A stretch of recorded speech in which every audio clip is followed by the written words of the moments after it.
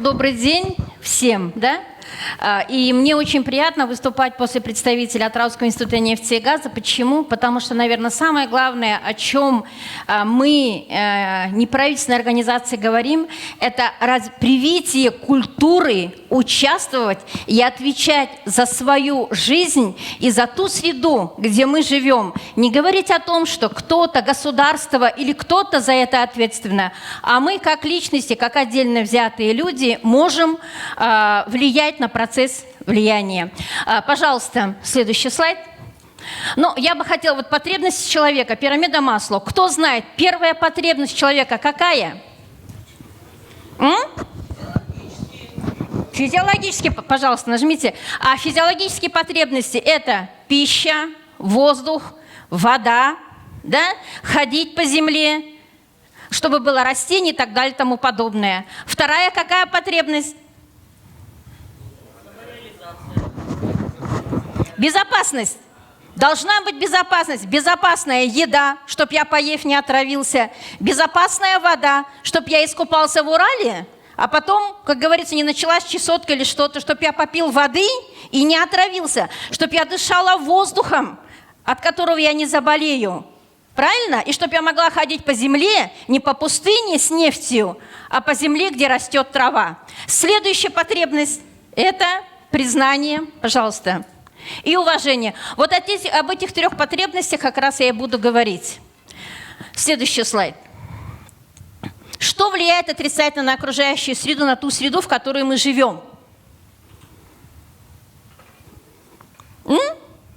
Что влияет у нас в Атырау на окружающую среду? Громче. Люди. Еще. Кроме комаров. Так, мы всегда говорим утром: ах, кто-то там у нас в Жилгородке сделал выбросы сероводорода, я дышать не могу. Пожалуйста, загрязнение от промышленных объектов, от заводов и так далее, тому подобное. Загрязнение от объектов малого и среднего бизнеса, к сожалению, кафе, шашлыки, да, или машины под окнами у нас на первом этаже, и строительство где-нибудь жилого дома или каких-нибудь объектов рядом с моим домом. Это, к сожалению, все отрицательно влияет на ту окружающую среду, где я и моя семья и мои близкие проживают. И что же мы, как отдельная личность, можем сделать? Следующий слайд. Мы имеем право, и нам Казахстан дает право участвовать в принятии решений по вопросам экологии. К сожалению, я сама 15 лет работаю в этой сфере, 5 лет. Мы создали же и Каспийский Орхусский центр, диалоговая площадка, которая проводит общественные слушания, круглые столы. И, к сожалению, у наших людей нет культуры участвовать в процессе принятия по вопросам экологии, хотя экологические проблемы являются очень и очень насущными.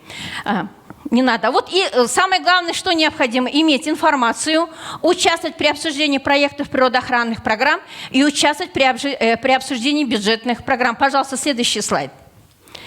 У нас есть Орхусская конвенция. Орхусская конвенция, любая международная конвенция стоит выше всех наших законов, ниже Конституции. Так, пожалуйста, Орхусская конвенция дает нам право получать экологическую информацию, следующее, участвовать в процессе принятия решений, следующее, и подавать в суд по вопросам, касающимся охраны окружающей среды, если мое первое и второе право не были удовлетворены. Но, к сожалению, государство нам дает это право. Компании приглашают вас на общественные слушания, но молодежь у нас не ходит. И даже придя, они сидят, смотрят в сотки, переписываются, но никто ничего не слушает и не пытается участвовать, задавать вопросы и понять, а для чего это необходимо. Следующий слайд.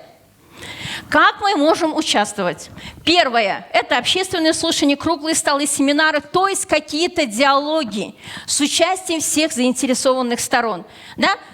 Пожалуйста, следующий. Как у нас происходит на данный момент диалоги? Смотрите, семья, жена – это общественность, что-то пытается сказать. Муж – это компания, он ничего не понимает. И он обижен. А государство, как маленький ребенок, отвернулся и не пытается вступить в процесс диалога между компаниями и общественностью. Пожалуйста, а как должно быть?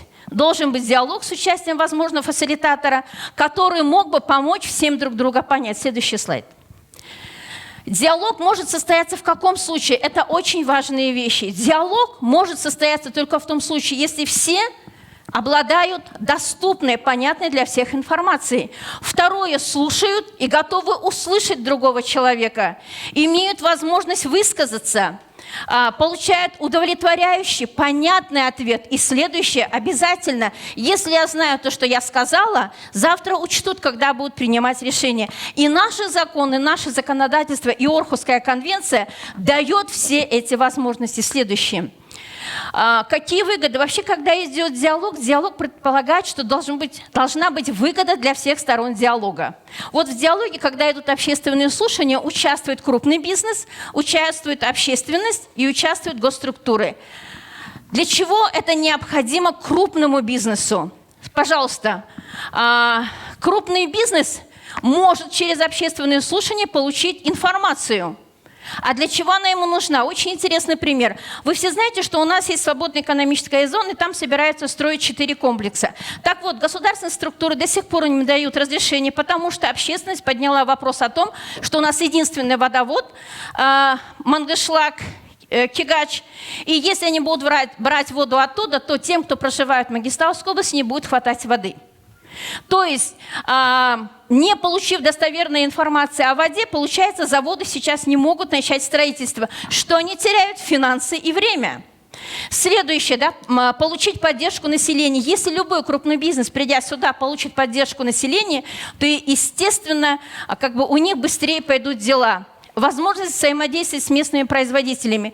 Если малый бизнес, придя на общественные слушания, узнает, что через 4 года будет построен крупный комплекс, вахтовые поселки, то они могут стратегически запланировав, да, уже подготовить какие-то услуги, и тогда крупный бизнес может сесть с ними за стол переговоров, закупать их услуги и товары.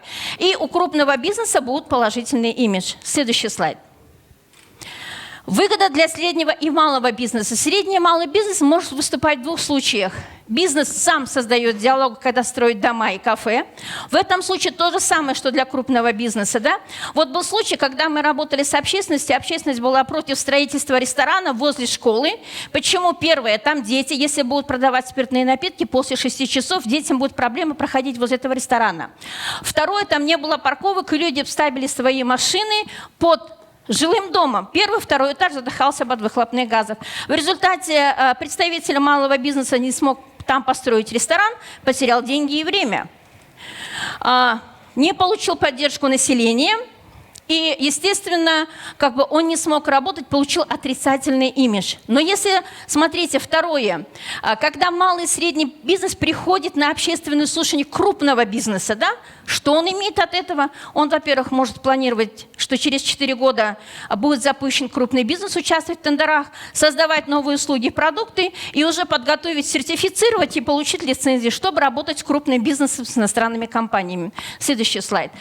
Выгоды для общественности, для вас, для всех очень большие. Во-первых, если вы будете высказывать свое мнение, наше государство, особенно наш департамент экологии, наш Акимат, очень хорошо учитывает мнение общественности. Во-первых, будут улучшения окружающей среды.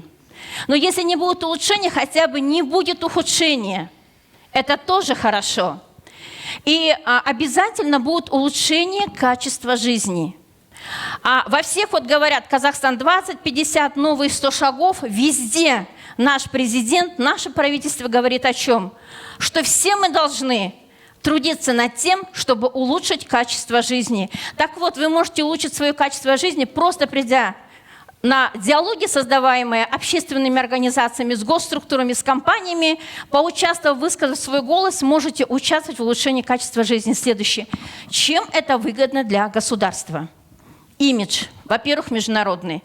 Из-за неисполнения Орхусской конвенции Казахстан уже получил, если не ошибаюсь, Галина Христофоровна, 5 нареканий. Это ухудшение международного имиджа. Привлечение инвесторов.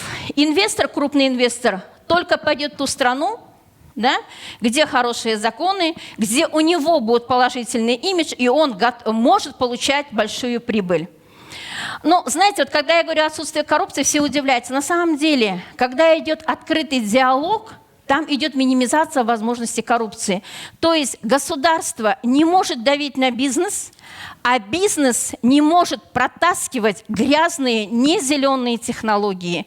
То есть ухудшать наше с вами качество жизни.